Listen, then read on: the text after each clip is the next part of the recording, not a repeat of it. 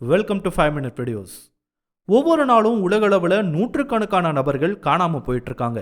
இதுல பலர் கடத்தப்படுறாங்க, ஆனா சிலர் வேணும்னே காணாம போறாங்க. அப்படி காணாம போனவங்க பத்தியும் நாம பல முறை கேள்விப்பட்டிருப்போம். ஆனா இது வரைக்கும் ஒரு நாட்டோட ஒட்டுமொத்த ஸ்போர்ட்ஸ் டீமுமே காணாம போய் நீங்க கேள்விப்பட்டிருக்கீங்களா? 2004 ஜெர்மனிக்கு ஹேண்ட்பால் விளையாட போன ஒரு டீம் திடீர்னு காணாம போனாங்க. இப்ப வரைக்குமே ஸ்போர்ட்ஸ் வேர்ல்ட்ல நடந்த மிஸ்டீரியஸ் ஈவெண்ட்ஸ்ல ஒன்னா இதுவும் பார்க்கப்படுது. அந்த ஒரு இன்சிடென்ட்டை பத்தி தான் இந்த வீடியோல நாம பார்க்க போறோம்.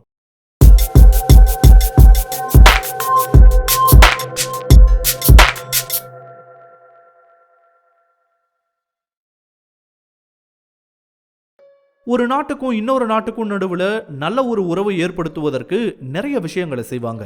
இரண்டு நாடுகளும் தங்களோட தொழில்நுட்பங்களை பரிமாறிக்குவாங்க. பல்வேறு ஒப்பந்தங்கள் கையெழுத்தாகும். இதுவே ஒரு வளர்ந்த நாடா இருந்தா வளரக்கூடிய ஒரு நாட்டோட நல்லுறவை வச்சுக்க பொருளாதார ரீதியாகவும் பல்வேறு உதவிகளை செய்வாங்க. இதெல்லாம் இரண்டு நாட்டு அரசாங்கங்களுக்குள்ள ஏற்படக்கூடிய செயல்களா இருக்கும். ஆனா இரண்டு நாடுகளோட மக்கள் மத்தியில ஒரு உறவை ஏற்படுத்த சில விஷயங்கள் உதவிகரமா இருக்கும். அதுல முக்கியமான ஒண்ணுதான் விளையாட்டு. ஒரு நாட்டுல இருந்து இன்னொரு நாட்டுக்கு போய் விளையாடிட்டு வர்றது, அவங்கள இங்க வர வச்சு விளையாடுறது மாதிரியான செயல்களை எல்லாம் இதுக்கு உதாரணமா சொல்லலாம். இந்த மாதிரியான நிகழ்வுகளை சில அமைப்புகள் ஏற்பாடு பண்ணுவாங்க. அதுக்கான பெர்மிஷனை அந்தந்த நாட்டு அரசாங்கங்கள் ஏற்படுத்தி கொடுக்கும். இப்படிப்பட்ட ஒரு எண்ணத்துல 1980களின் இறுதியில, இன்னும் சரியா சொல்லணும்னா 1989ஆம் ஆண்டு டயட்மர் டோரிங் என்ற ஒரு ஃபாரினர்னால AGSEP என்ற ஒரு அமைப்பு ஸ்ரீலங்காவில் உருவாக்கப்படுது. இந்த AGSEP என்னன்னு பார்க்கும்போது Asian German sports exchange program என்ற ஒரு அமைப்பு டயட்மர் டோரிங்னால உருவாக்கப்படுது. ஸ்ரீலங்காலன்னு மட்டுமே கிடையாது, ஜெர்மனியிலையும் இதுக்கு ஒரு பார்ட்னர் ஆபீஸை ஓபன் பண்ணியிருக்காரு. இந்த ஒரு அமைப்பை ஆரம்பிக்கிறதுக்கு முன்னாடி ஸ்ரீலங்கால இவர் என்ன பண்ணிட்டு இருந்தாருன்னா, ஸ்ரீலங்காவோட டேபிள் டென்னிஸ் நேஷனல் டீமோட கோச்சா இருந்திருக்காரு. இவர் எதுக்கு இப்படிப்பட்ட ஒரு அமைப்பை உருவாக்கினாருன்னு பார்க்கும்போது, ஸ்ரீலங்கா மாதிரியான ஒரு மூன்றாம் உலக நாடுகள்ல இருக்க ஒரு ஸ்போர்ட்ஸ் டீம் வெளி உலகத்தை தெரிஞ்சுக்கணும், அவங்கள உலகத்தோட மற்ற பிளேயர்ஸ் கூட எல்லாம் விளையாட வச்சு ஒரு ரிலேஷன்ஷிப்பை உருவாக்குவது தான் இந்த அமைப்போட ஒரு நோக்கமா இருந்தது. இதுக்கு தகுந்த மாதிரி ஆரம்பத்தில் இருந்தே இந்த அமைப்பு பல்வேறு நாடுகள்ல இருந்து ஸ்போர்ட்ஸ் டீமை எல்லாம் கூட்டிட்டு வந்து ஸ்ரீலங்கால மேட்சஸையும் ஆர்கனைஸ் பண்ணியிருக்காங்க. இந்த அமைப்புன்றது ஸ்ரீலங்கால இருக்க ஸ்போர்ட்ஸ் பர்சன் மத்தியில பிரபலமாகவும் இருந்ததா சொல்றாங்க. அப்போ 2003 டைம்ல ஸ்ரீலங்காவோட ஸ்போர்ட்ஸ் மினிஸ்ட்ரி சம்பந்தப்பட்ட ஒரு நபர்கிட்ட இருந்து ஒரு போன் கால் இந்த அமைப்புக்கு வந்திருக்கு. அந்த போன் கால்ல என்ன சொல்லியிருக்காங்கன்னா, ஸ்ரீலங்காக்குன்னு சொல்லிட்டு ஒரு நேஷனல் ஹேண்ட்பால் டீம் இருக்கணும், அவங்களுக்கும் ஜெர்மனியோட ஹேண்ட்பால் டீமுக்கும் முடிஞ்சா ஒரு சின்ன டோர்னமெண்ட் மாதிரி ஏற்பாடு பண்ணுங்கன்னு சொல்லியிருக்காங்க. அதுக்கு தேவையான எல்லாத்தையும் ஸ்ரீலங்கன் கவர்மெண்ட் பார்த்துக்கணும் சொல்லியிருக்காங்க. அதை தொடர்ந்து AGSEP-யோட நிறுவனர் டயட்மர் ஜெர்மனியோட கவர்மெண்ட் கிட்ட பல முறை பேசி இதுக்கு சம்மதமும் வாங்கியிருக்காங்க.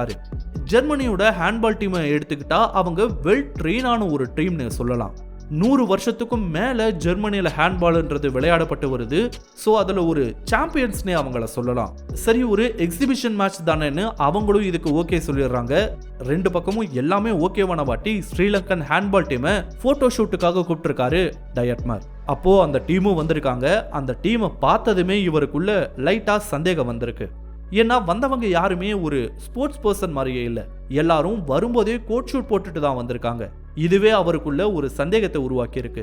ஏன்னா அவரும் அதுக்கு முன்னாடி நிறையவே ஸ்போர்ட்ஸ் பர்சன் கூட எல்லாம் பழகி இருக்காரு, நிறையவே டோர்னமெண்ட்ஸையும் கண்டக்ட் பண்ணி இருக்காரு தான். பட் எந்த ஒரு ஸ்போர்ட்ஸ் பர்சனுமே இப்படி கோட் ஷூட் போட்டுக்கிட்டு வந்ததே கிடையாது. மேக்சிமம் அவங்களோட ட்ரைனிங் ட்ரெஸ்ல தான் வருவாங்க. பட் ஸ்டில் கவர்மெண்ட்டுக்கு தொடர்புடையவங்களே சொல்லிட்டதால ஒன்றும் பண்ண முடியாது தான். போட்டோ ஷூட் பண்ணதுக்கு அப்புறமா அவங்க கூட பேசும்போது தான் இன்னொரு முக்கியமான விஷயம் தெரிய வந்திருக்கு. ஏன்னா வந்தவங்க யாருமே அதுக்கு முன்னாடி ஹேண்ட்பால் விளையாடி பழக்கமே இல்லைன்ற ஒரு விஷயம். அப்புறம் இதை பத்தி விசாரிக்கும் போது தான் தெரிஞ்சிருக்கு, ஸ்ரீலங்காவில் ஹேண்ட்பாலுக்குன்னு ஒரு நேஷனல் டீமே அது வரைக்கும் கிடையாதுன்ற ஒரு தகவல். அண்ட் இதுதான் ஹேண்ட்பாலுக்குன்னு உருவாக்கப்பட்ட முதல் டீம். அதுவும் இதுக்கான பிளேயர்ஸ் எல்லாம் எப்படி செலக்ட் பண்ணாங்கன்னு கூட தெரியல. இப்படி ஒரு நிலையில இது சம்பந்தமான கன்சர்னையும் வெளிப்படுத்தி இருக்காரு டயட்மர். இதுக்காக ஸ்போர்ட்ஸ் மினிஸ்டர்ல இருந்து என்ன பண்ணியிருக்காங்கன்னா, அந்த மேட்சஸ் ஆரம்பிக்கிறதுக்கு சில வாரங்களுக்கு முன்னாடி ஸ்ரீலங்காவோட ஸ்போர்ட்ஸ் மினிஸ்டர்ல இருந்து அதுலா விஜயநாயக்கான்ற ஒரு கோச்சை ஹேண்ட்பாலுக்காக அனுப்பி வைக்கிறாங்க. இவங்களை எல்லாம் வரப்போற மேட்சுக்காக ட்ரெயின் பண்றதுக்காக. இவரோட கோச்சிங்ல அந்த டீம் கொஞ்சம் கொஞ்சமா அந்த கேமோட பேசிக் ரூல்ஸ் என்ன, அதை எப்படி விளையாடணும்னு எல்லாம் கத்துக்கிறாங்க. ஆனா ரொம்ப பெருசாவெல்லாம் அவங்களால பெர்ஃபெக்ஷன் பண்ண முடியல. இப்படி போயிட்டு இருந்த சில வாரங்கள்லயே ஜெர்மனி டீமும் ஸ்ரீலங்காவுக்கு வந்து இறங்கி இருக்காங்க. குறிப்பிட்ட நாள்ல மேட்ச் நடந்திருக்கு. வந்த ஜெர்மன் டீம் ஸ்ரீலங்காவை போட்டு துவச்சி எடுத்திருக்காங்க. 36-2 அளவுக்கு ரொம்ப மோசமா தோத்து போனாங்க ஸ்ரீலங்கா. ஜெர்மனியோட ஹேண்ட்பால் டீம் முன்ன சொன்ன மாதிரி வெல் ட்ரெயின்டு வேற. ரொம்ப வருஷமா அங்க ஹேண்ட்பாலுக்குன்னு ஒரு டீமையே வச்சிருக்காங்க. அப்படிப்பட்ட ஒரு டீம் கிட்ட ஸ்ரீலங்கா மாதிரியான ஒரு அமெச்சூர் டீம் கிடைக்கவும் புழுதியில விட்டு பெரட்டி எடுத்திருக்காங்க. ஒரு வகையில ஜெர்மன் டீம் இதை எதிர்பார்த்தாங்க தான். ஆனா புதுசா ஆரம்பிக்கப்பட்ட இந்த ஸ்ரீலங்கா டீம் வேகமா வர்ற பால பிடிக்கிறதுக்கு கூட தடுமாறுவாங்கன்னு அவங்க நினைச்சு கூட பார்க்கல. இந்த மாதிரி ஒரு மேட்ச் எல்லாம் கிடையாது, 2-3 மேட்ச் கிட்ட நடந்திருக்கு. ஆனா அது எல்லாத்துலயுமே முன்ன பார்த்த அதே ரிசல்ட்ஸ் தான் கிடைச்சிருக்கு. அந்த டூர் முடிஞ்சு போகும்போது ஜெர்மன் டீம் ஸ்ரீலங்காவை அவங்க நாட்டுக்கு ஒரு டோர்னமெண்ட்டை விளையாட கூப்பிட்டிருக்காங்க. 2 வாரம்ன்ற டைம் பீரியடுக்கு மொத்தம் 10 மேட்சஸ் விளையாடுற மாதிரி ஒரு டோர்னமெண்ட் அரேஞ்ச் பண்றோம். உங்க டீமோட ஜெர்மனிக்கு வாங்க, அதுக்கு தேவையானதையெல்லாம் நாங்களே அரேஞ்ச் பண்றோம்னு சொல்லிட்டு ஜெர்மனிக்கு போயிடுறாங்க. இவங்களும் அதன் தொடர்ச்சியா மேனேஜர், பிளேயர், சப்ஸ்டிடியூட்னு மொத்தமா 23 பேர் கொண்ட ஒரு டீமை ஃபார்ம் பண்ணியிருக்காங்க. அண்ட் இவங்க போட்டு வச்சிருந்த பிளான்லையும் 50% தாண்டி இருந்தாங்க. ஸ்ரீலங்கன் ஹேண்ட்பால் டீமோட ஜெர்மனி டூர் அந்த வருஷத்தோட செப்டம்பர் மாசம் ஏற்பாடு செய்யப்பட்டிருந்துச்சு. அந்த செப்டம்பர் மாசம் 23 பேர் கொண்ட அந்த ஹேண்ட்பால் டீம் அபிஷியலா ஜெர்மனிக்கு ஸ்ரீலங்காவை விட்டு கிளம்பி இருக்காங்க. அரௌண்ட் செப்டம்பர் 10ஆம் தேதி இவங்க 23 பேரும் ஜெர்மனியில் இருக்க விட்டிஸ் லிஞ்சன்ற ஒரு நகரத்துக்கு போய் இறங்கி இருக்காங்க. இவங்களுக்கு அங்க ஒரு நல்ல வரவேற்பும் கொடுக்கப்படுது. மேட்ச் நடக்கிறதுக்கு முதல் நாள் மதியம் அவங்கள சைட் சீயிங்காகவும் கூட்டிட்டு போறாங்க. அப்போ அந்த நகரத்தோட மேயரை சந்திச்சு போட்டோஸ் எல்லாம் எடுத்துக்கிட்டு நைட் ஒரு டின்னரும் அவங்களுக்கு கொடுக்கப்படுது. அடுத்த நாள் அந்த டோர்னமெண்டோட முதல் மேட்ச் நடந்திருக்கு. ஜெர்மனி டீம் ஸ்ரீலங்கா வந்தப்பயாவது கொஞ்சம் சாஃப்டா விளையாடி இருக்காங்க.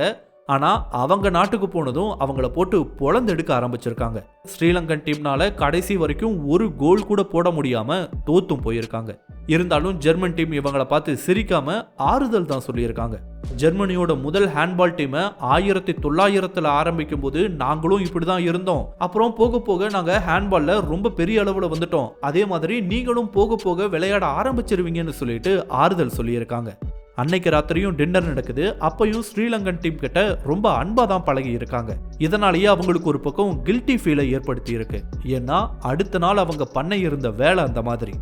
சரியா செப்டம்பர் 13ஆம் தேதி அதிகாலை 5 மணி அளவுல ஸ்ரீலங்கன் டீமை சேர்ந்த 23 பேரும் ஒருத்தர் பின்னாடி ஒருத்தரா அவங்க ரூம்ல இருந்து பையோட வெளியே வந்து யார்கிட்டையும் பேசிக்காம ஒவ்வொருத்தரும் ஒவ்வொரு திசையில போக ஆரம்பிச்சாங்க. யாரு எங்க போனாங்கன்னு யாருக்குமே தெரியாது. அன்னைக்கு டோர்னமெண்டோட அடுத்த மேட்ச் இருந்ததால ரூமுக்கு அவங்கள தேடி போய் பார்த்திருக்காங்க. அப்போ அந்த ரூம்ல யாருமே இல்ல. கொஞ்ச நேரம் கழிச்சுதான் அவங்க எல்லாருமே ஓடி போயிட்டாங்கன்ற ஒரு விஷயம் புரிய வந்திருக்கு. உடனடியா இந்த செய்தி ஜெர்மனி முழுக்க பரபரப்பா பேசப்பட்டுச்சு. இத பத்தி ஸ்ரீலங்காவுக்கும் தகவல் கொடுக்கப்படுது. இத பத்தி டயட்மேர் கிட்ட சொல்றதுக்கு ஒரு ஆள் அங்க போயிருக்காரு போல. அவரு ஜெர்மனின்னு ஆரம்பிச்சதும் என்ன நடந்திருக்குன்றத ஒன்னும் சொல்லாமையே அவருக்கு புரிஞ்சு போயிருக்கு. இந்த டைம்ல ஸ்ரீலங்கன் ஹேண்ட்பால் டீமோட மேனேஜர் போறதுக்கு முன்னாடி ஒரு லெட்டரை எழுதி வச்சிருந்தார் போல. அந்த லெட்டர் அவர் தங்கியிருந்த ரூம்ல இருந்து கண்டுபிடிக்கப்பட்டிருக்கு. அதுல எங்களுக்கு இது வரைக்கும் பண்ணதுக்கெல்லாம் நன்றி, நாங்க இங்க இருந்து கிளம்புறோம், எங்களுக்கு வேற வழி தெரியலன்ற மாதிரி அந்த லெட்டர் எழுதப்பட்டிருந்தது. அதுக்கப்புறம் அவங்க யார் யாரு எந்தெந்த நாட்டுக்கு போனாங்கன்னு எதுவுமே தெரியல. சொல்ல போனா இந்த ஒரு நிகழ்வை பத்தி இப்ப வரைக்குமே சரியான விடைன்றது யாருக்குமே தெரியாது.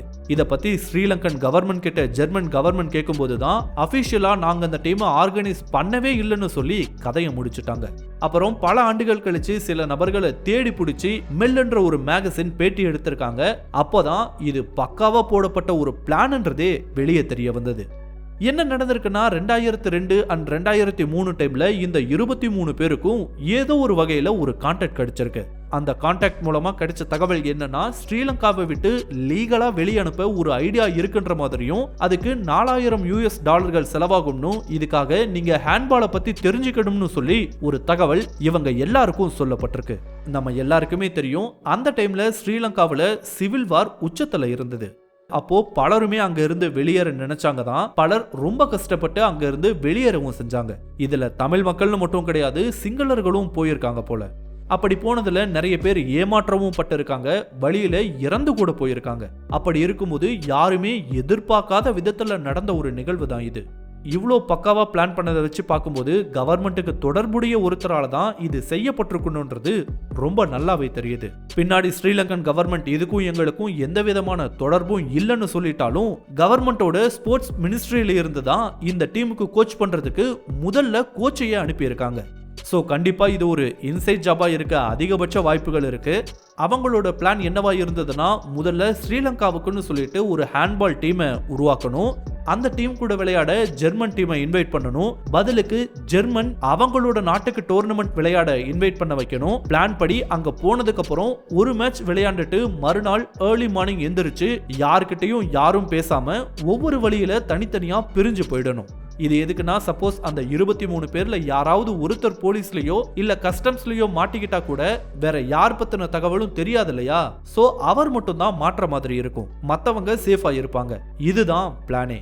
அப்படி கிளம்பின எல்லாரும் ஏதாவது ஒரு வழியில இட்டாலிக்கு போய் சேர்ந்துடணும். அங்க இத பத்தி பெருசா யார்கிட்டையும் பேசிக்க கூடாது. இதுதான் அவங்களுக்கு சொல்லப்பட்டிருந்த பிளான்.